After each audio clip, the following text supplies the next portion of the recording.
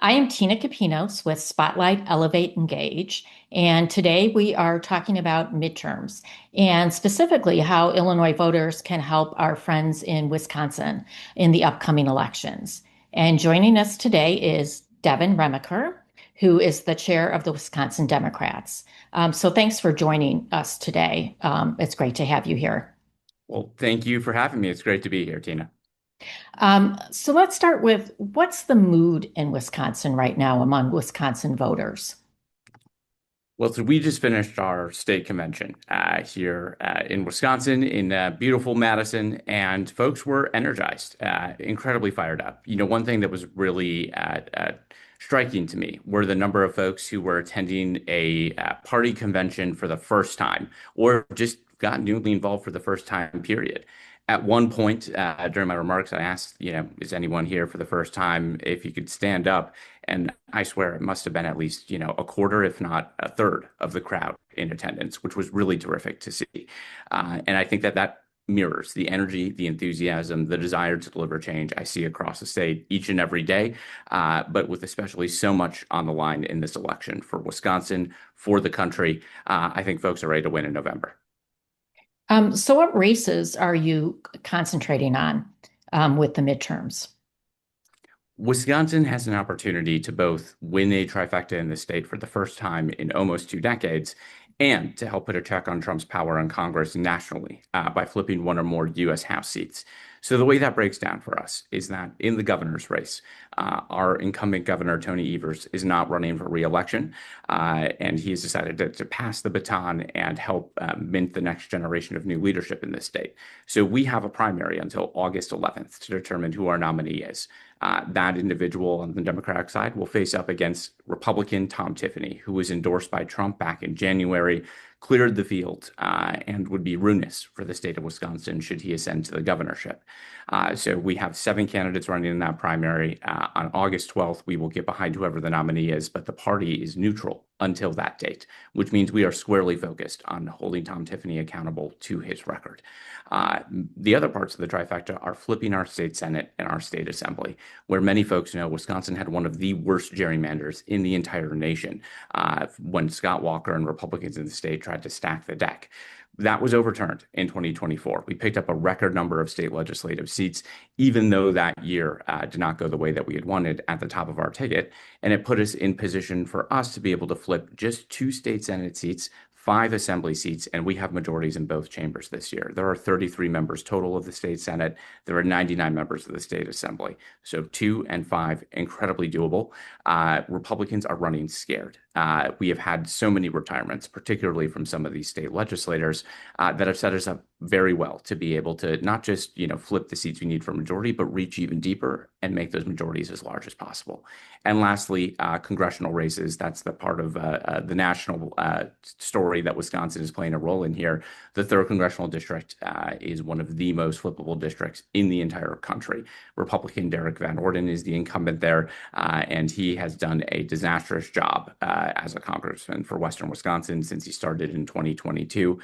He oftentimes underperforms the rest of the Republicans on the ballot. So that's our top flip opportunity. But I think we have opportunities in the 1st congressional district bordering Illinois and Wisconsin to defeat Brian Stile, which used to be Paul Ryan's old seat in the state, and even in some other districts, potentially the 7th congressional district, which is the seat that Tom Tiffany holds right now and that he's vacating.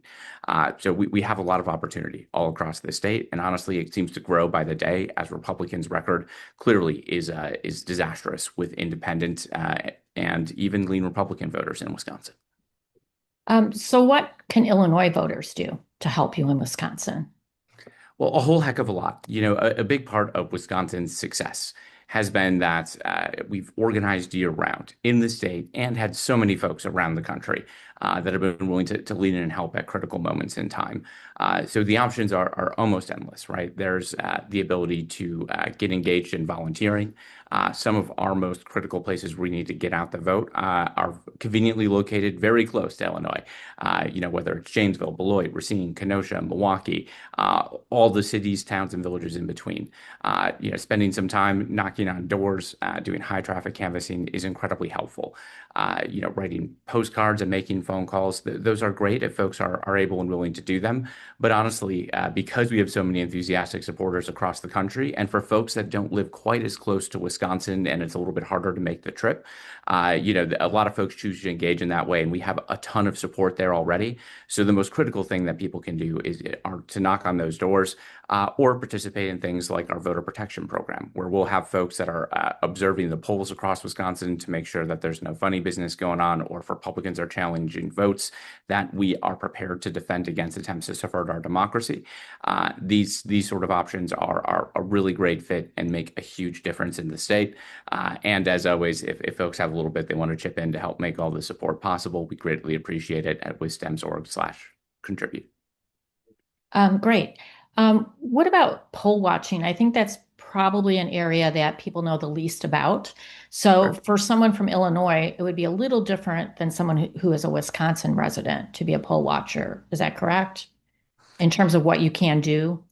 In As some many, ways, yeah. yes and no. Yeah, Okay. so it's a really great question that you're asking. So, uh, folks from outside the state can't be poll workers, and there's a process in Wisconsin where the parties nominate folks to sort of work the polls formally as partisan nominees, and that is purely the domain of folks that happen to live in the county of whatever municipality they're going to be working the polls in.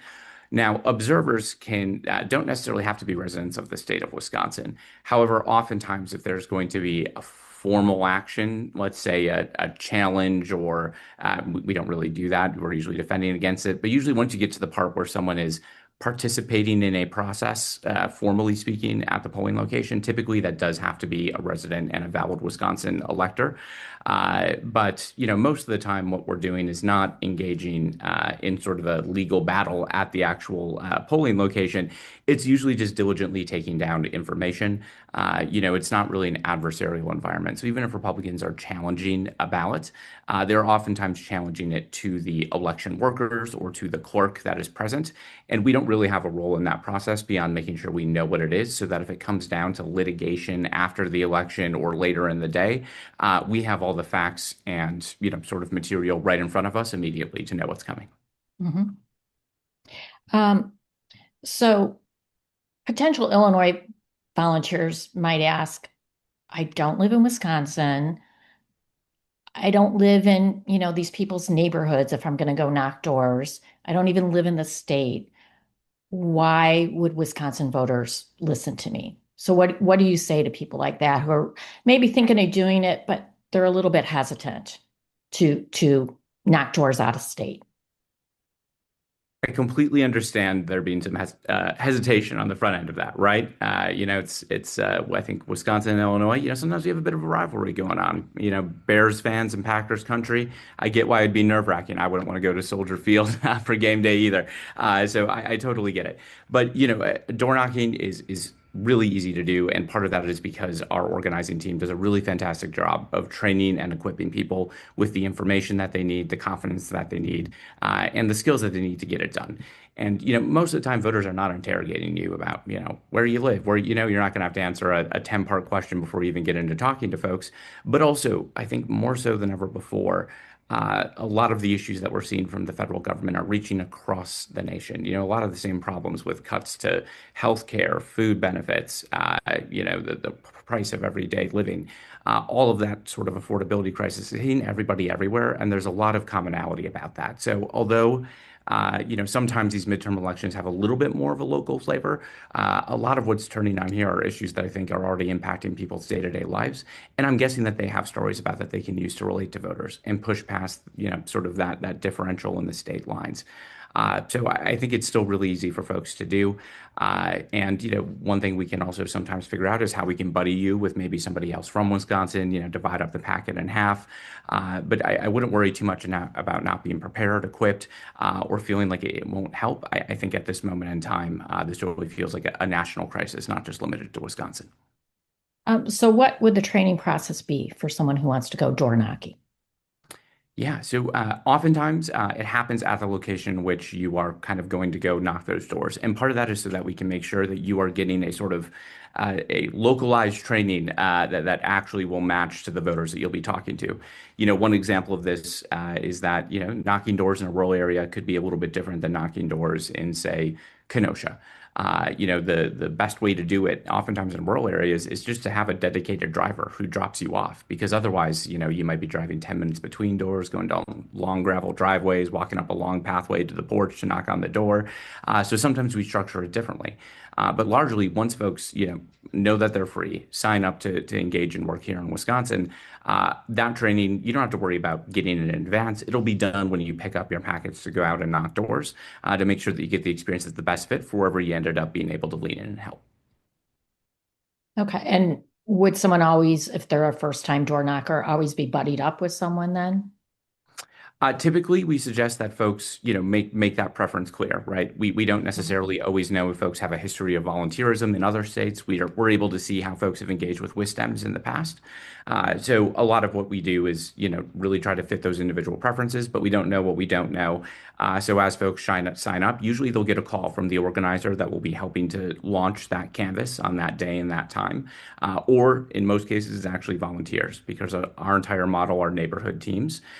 We have over 270 neighborhood teams that replicate the work of what most people think an organizer does in other states. So our actual sort of amount of organizers is much lower than the amount of neighborhood teams.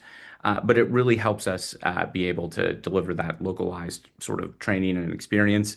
They'll call you, they'll confirm that you're coming. That would be a really great time to let them know, like, hey, if it's possible, I'd like to go out with somebody else for, my first day or my first shift, just to make sure that, we're talking to as many folks as possible. Oftentimes, our only request will be if you're going to buddy up with somebody, just take two packets and then divide and conquer to the double what the work would have been otherwise. But other than that, it's certainly a fair request to make. Just make sure that you make it in advance of showing up so that we can maybe try to find somebody that can come in at that time and buddy up with you. Okay. And are there groups in Illinois that you're working with to bring volunteers to Wisconsin?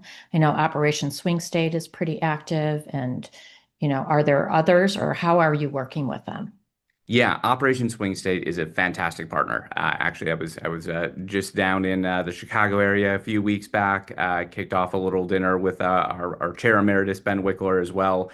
Was able to talk to the congressional candidate Daniel Biss, who won his primary and will most certainly be the representative in Illinois moving forward. So we're really terrific partners with Operation Swing State. We deeply value everything they do to help us out in Wisconsin. But I mean, honestly, the amount of folks that are sending support to the state is pretty incredible to see. Whether it's indivisible groups like in Evanston, and just, I mean, honestly, it's almost too many to count. But you're certainly in great company if you choose to come up to Wisconsin and help out. Are there certain areas geographically where you need more help?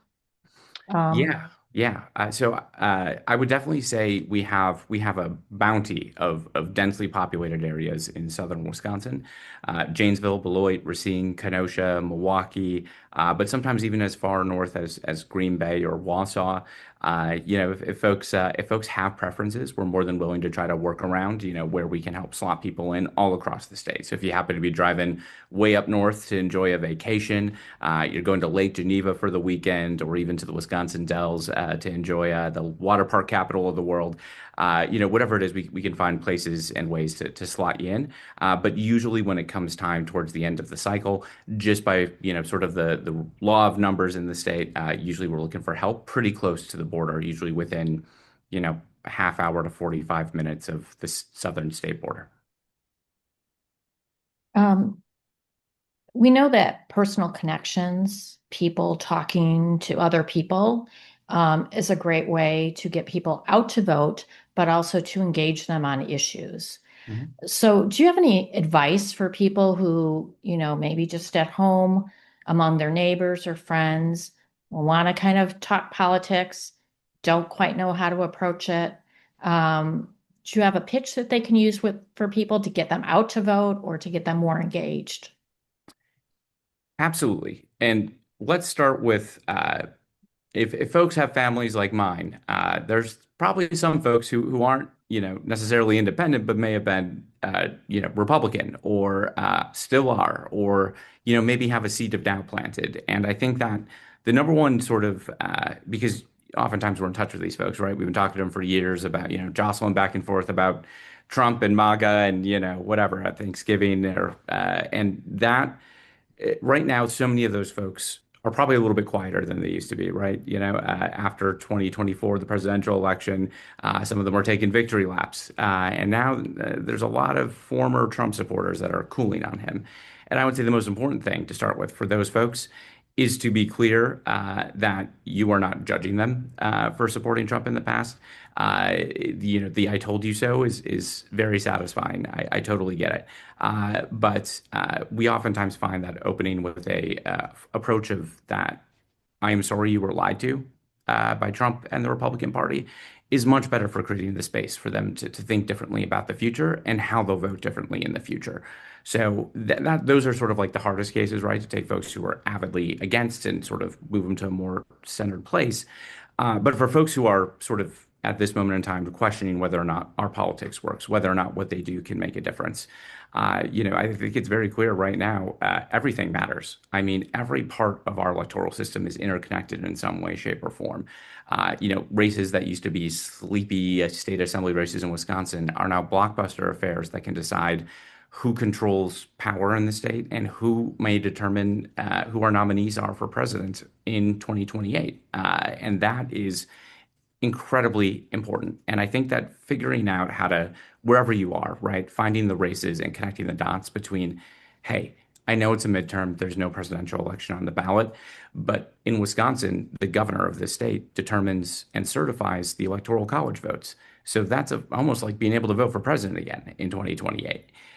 Some people find it very compelling to talk about how this can send a message, right? That these elections, especially these wave elections, we have seen the administration back down time and time again from controversial actions when people rise up and use their voice. Whether it was in Minneapolis with the ICE deployment there, whether it is throughout all the special elections that have occurred, the administration has backed down time and time again when they face disaster at the ballot box. So if there's incidents that people don't want to see continue to happen, this is the easiest way for them to hear and see the backlash against the administration right now. And ultimately, I think big picture, what is on the line is whether or not it is affordable to be a working person in this country anymore, whether we can actually have rights and freedoms that count for everybody, not just the wealthiest in the nation, whether or not we can get the government out of our day-to-day lives to no longer tell us who we can love, what healthcare we can receive, or how we should live our lives.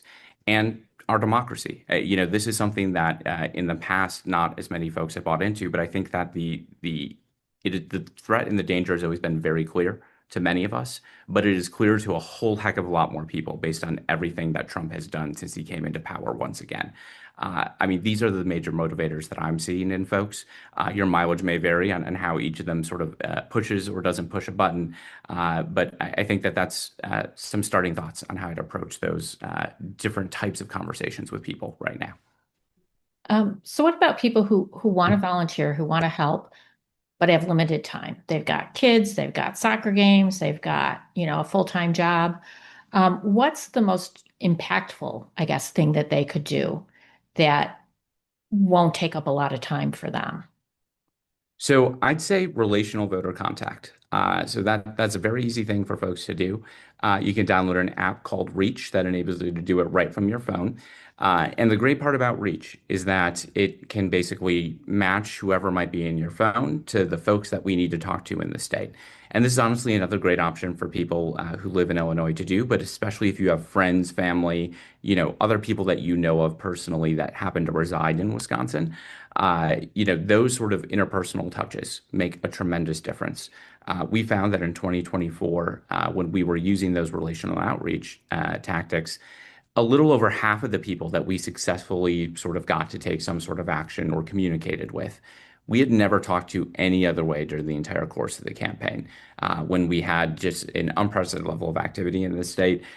They never answered the door. They never picked up the phone. They never replied to any other text message, filled out any other survey. The only thing that got them to engage and do something was hearing from a friend, family member, or some other connection that they had. So that can be incredibly powerful, and it does not take a lot of time, and it's very natural. And obviously, you don't have to worry about, that sort of dynamic of like, well, you're from a different state because it's someone you already know. Mhm. So that's a very easy thing to do is to download the Reach app. It'll give you an option to be able to kind of sync it with stems once you download it, and away you go. Okay. And does the Reach app offer any talking points or anything to help people get started? It does. It even has a whole content library, so you can share graphics through text. Like it'll let you basically take a whole bunch of things to help you get started, including sort of talking points. You can shape it in your own way, but also, yeah, an entire content library full of shareable graphics, videos, and links to news and information. Um, what are you most concerned about with the upcoming midterms? What keeps you up at night, if anything? Well, there's a lot that keeps me up at night, and it might be because I'm a caffeine fiend. Number one, number two, I've always had a bit of a desire to be vigilant, right? Like you never know what can come our way. But when I look at this year, how elections are administered in Wisconsin, right? I'm a little less worried at this juncture, based on what I know, that we'll see some sort of attempt to directly subvert the electoral process with direct application of force from the federal government, right? Which I know is a scenario a lot of people are worried about. And I don't think your folks would be wrong to be worried about it. I mean, certainly something that I worry about, but I don't think it's going to be something that, sort of dilutes or negates our elections later this year. And I will tell you, at least in Wisconsin, the biggest reason for that is because we have a Democratic governor, Tony Evers, and a Democratic Attorney General, Josh Kaul, who I know will protect our democracy and fight tooth and nail to do so. And I think that is so critical. But if you were to ask me that same question in 2028, if we didn't have a Democratic governor or a Democratic Attorney General, I think my answer would be very different. And that to me is the thing that keeps me up at night is, can we use this opportunity to build the bulwark against whatever may come our way in 2028, when Republicans may be more desperate in the wake of a failing Trump administration with a successor unclear to use unprecedented tactics to try to retain power, especially once they go back to the well and seek to gerrymander more districts after gutting Section 2 of the VRA to keep permanent power in the House with a Senate that's already unfavorable to our party just due to national geography. I think that there could be a very strong push to do what they can to negate democracy. And what we do this year will determine how successful we are in fighting that off in 2028. So I think my biggest worry is how do we ensure that each and every day in the 141 or 140 days that we have left at this point, that we maximize our wins, that we win a trifecta, so that for the first time in almost 20 years, we can do more than just veto things and stop it from getting worse, but actively build a stronger, better Wisconsin. And that all comes down to whether or not we double down and win big this year. Mhm. So Yeah. as far as what individual voters can do, it sounds like just getting out to vote, obviously, but getting active and engaged and helping get the message out and getting other people out to the polls. Absolutely. Yeah. Yeah. And, depending on where, if you want to get involved in a group in your area, right? I mean, there's whether it's a state party, a local committee, a county party, an indivisible group, there is so much potential for action at this moment in time. And, I'll talk a little bit about the No Kings protests as well. But those are hotbeds of people who are getting newly engaged in the process. And, a big reason why is it sometimes feels like it's a safety in numbers thing, where, there's many people who feel like you. And sometimes it can feel, depending on where you live, like you're, especially in rural Wisconsin, right? Like you're in red territory, you're behind enemy lines. And that creates a real sense of community.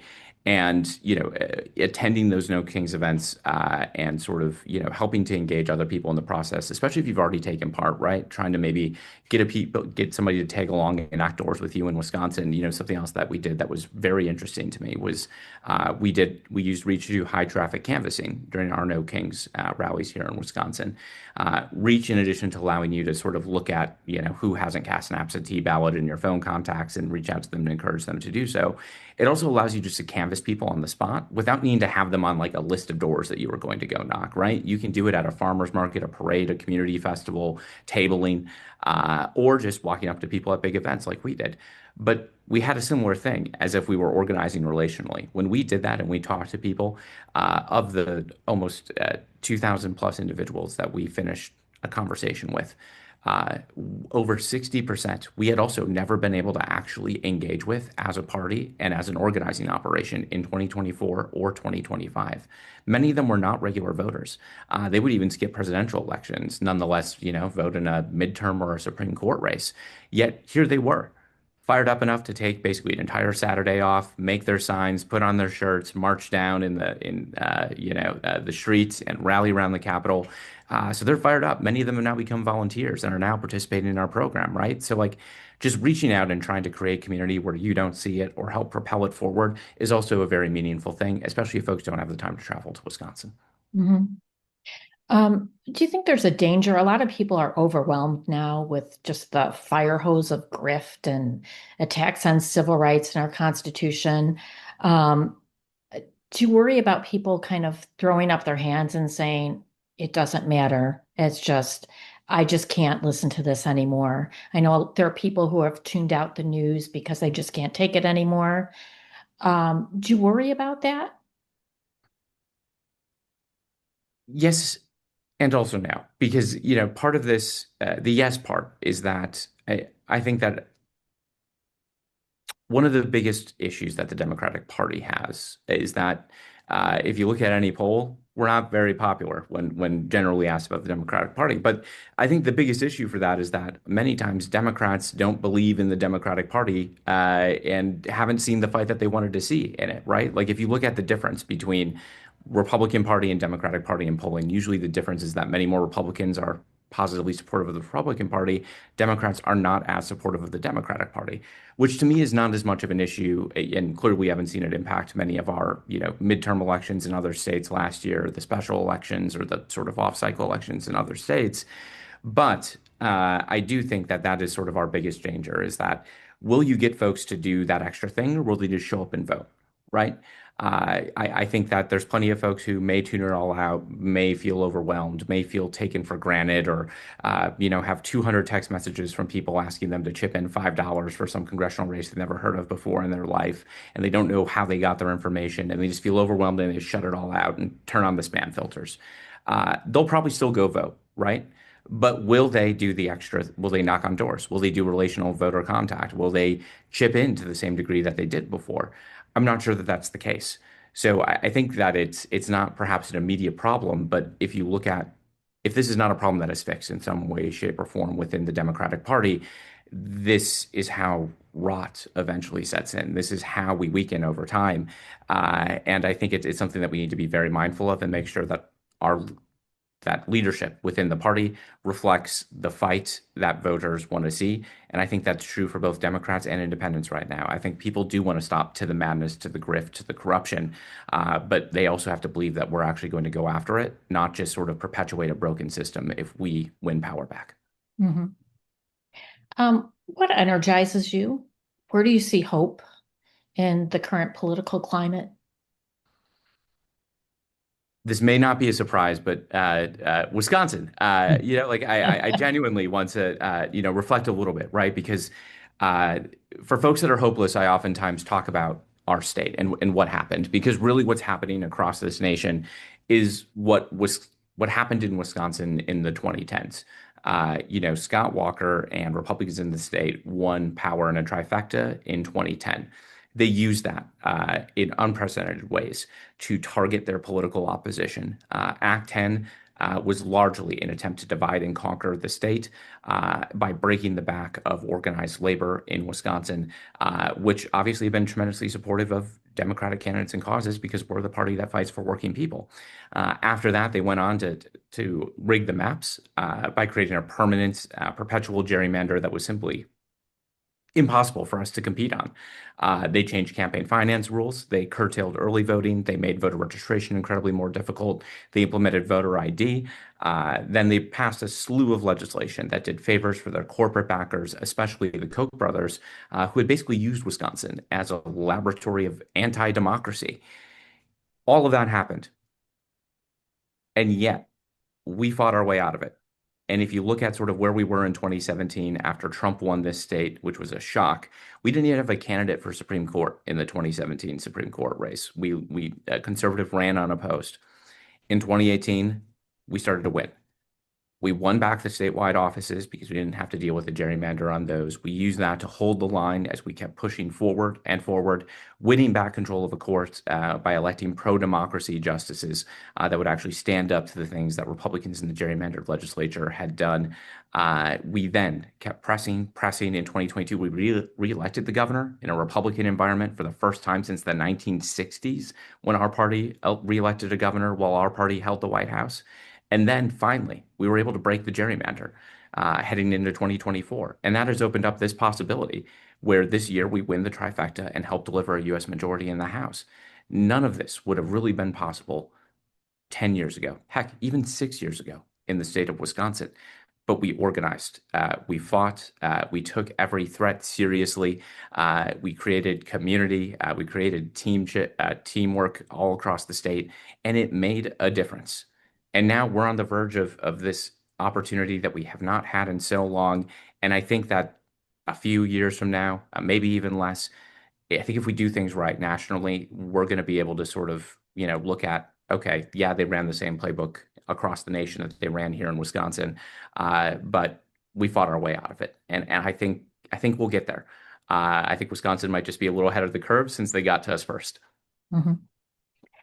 Is there anything else that you'd like to add? Anything we haven't talked about? I think I'd just end by, really expressing my gratitude. When I mentioned earlier that everything that we've accomplished in Wisconsin is a team effort, I really mean it. When I worked under our former chair, Ben Wickler, in 2020, one of my jobs was to work on voter protection, organizing, and GOTV. And I remember when we had our state Supreme Court race in April, and we were the first statewide election that had occurred after basically COVID had shut down the nation and the world.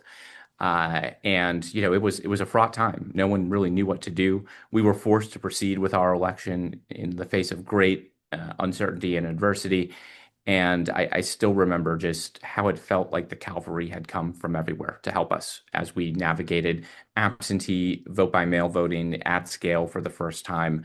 The support from our neighbors in Illinois and people around the nation really made a tremendous difference. It has continued to make a tremendous difference in each and every election since then. And we so appreciate it. And although there is a lot going on across the nation and so many exciting opportunities, some of which are almost hard to believe are as in play as they are, right? Especially in some of these U.S. Senate races with exciting candidates that are really expanding the map of possibilities. This is really our opportunity to finish the fight in Wisconsin. We've come a long way, but this is really how we climb and actually get to the top of the mountain. So if folks can really help us out from one last push, I'll be just eternally grateful for being able to help deliver long-lasting change in the state that's been my home my entire life. So both thank you and ask to lean in one last time and help us get this done. Thank you. And we'll include some links at the end to some of the organizations that you mentioned during this interview. So thanks so much for your time. We appreciate it. And good luck with the midterms. Good luck to us all. Thank you. Thank you.